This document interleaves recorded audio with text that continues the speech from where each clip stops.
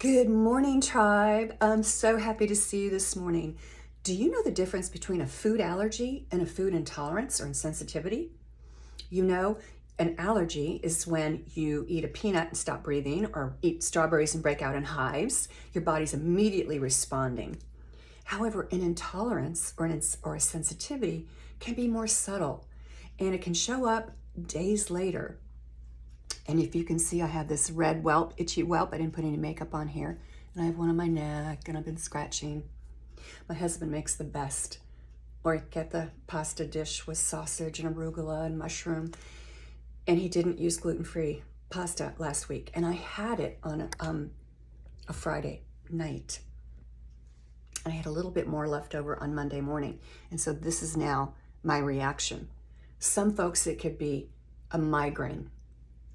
It can be diarrhea. It can be joint pain, achy joints, brain fog, a lot of it. And we don't usually connect the dots. We have to become very sensitive to our bodies to connect the dots. I have a client came in yesterday and said, I know when I've had salt because my ears are ringing. Or if I had vinegar, my fingers swell. So she's at least getting in tune with her body.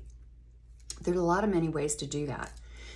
First of all would be just the elimination diet. And the biggest offenders for intolerances and insensitivities are dairy, gluten, any sort of wheat product, can be eggs, can be the nightshade vegetables, which would be tomatoes and eggplant and peppers.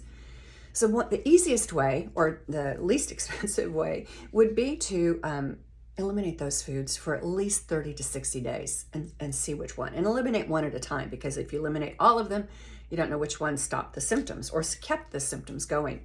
So the client came in yesterday, and this is what I really require on all of my clients, is a combination 1-2 punch. Well, there's 3. Blood work, which is primary. Secondary is a GI map, which is a stool test, showing us where the dysbiosis and inflammation is in your gut.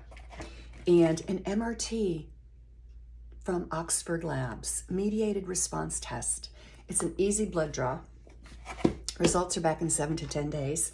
And we get a report that looks very similar to this. This is a sample. 170 foods and chemicals are exposed to your blood, and they look for a mediated response, an immune response, a reaction to those foods. And we get a report back that says in the green area, you're fine, you're fine, you're fine. Oops, yellows, these are kind of sketchy, and for sure reds. When a client has a yellow food, I ask them to eliminate it for 30 to 45 days. If you've got a red in any of these categories, we eliminate it for 3 to 6 months, depending on the severity of the symptoms.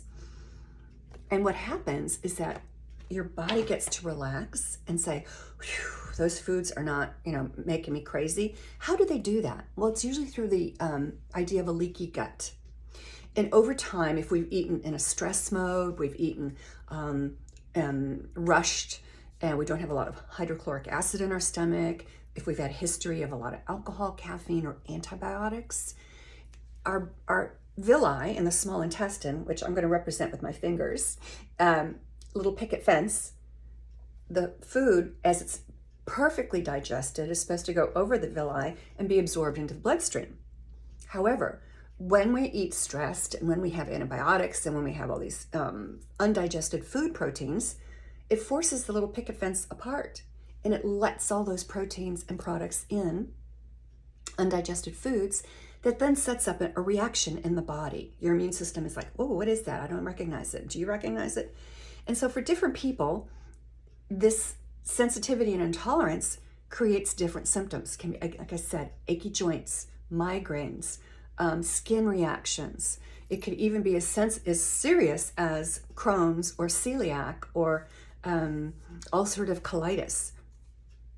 And so along with eliminating the offensive foods, we do a gut healing protocol because we want to relax the villi and take away that inflammation. So we employ a gut healing protocol with some very, very soothing herbs and supplements to bring that inflammation down, get the gut to be calm, and then after that 90-day period, we introduce one food at a time, one at a time. I had a client years ago, it was an attorney, and his bowels, his digestive system was ruining his day at work. He was literally running to the toilet. So we ran an MRT. And it turns out a couple of the offenders, he didn't have a lot, but garlic and onion, which of course we all love if you're a chef. His wife was a great cook, but she had to revamp her recipes, and he eliminated it almost for 6 months. He was that concerned. And we did the gut healing. And he said, Leslie, 180-degree turn. My life is so much better. And in fact, he still stays away from garlic and onion, but to a great deal. That's not an allergy. However, what you need to know is these intolerances are not forever. They're not forever. It's if we eliminate them and give the body a chance to uninflame and heal, we can reintroduce those. I had a food intolerance test done back in 2007, and tomatoes were the first one that popped up for me. And I was like, how do I live without tomatoes? But you know what? I lived without tomatoes for a year because my CRP, or my cardioreactive protein marker, which is an inflammatory marker, was like over 4.5. And it's only supposed to be 0.5. I attribute that piece of knowledge to Suzanne Summers, by the way. And so I was inflamed. And so giving up those tomatoes for a year and taking on a couple other supplements to uninflame, I brought my CRP down to 1, which was beautiful. So if you're curious, if you've got symptoms you just can't connect the dots with, whether it's skin issues, migraines, joint aches, diarrhea, constipation, running to the toilet, let's run an MRT and see which foods are bothering you. And at the same time, when we know, we will also do a gut protocol, the healing and sealing of your gut through the use of a GI map. So this is Leslie with Redeeming Wellness, and I want you to have the best, vibrant life that you deserve.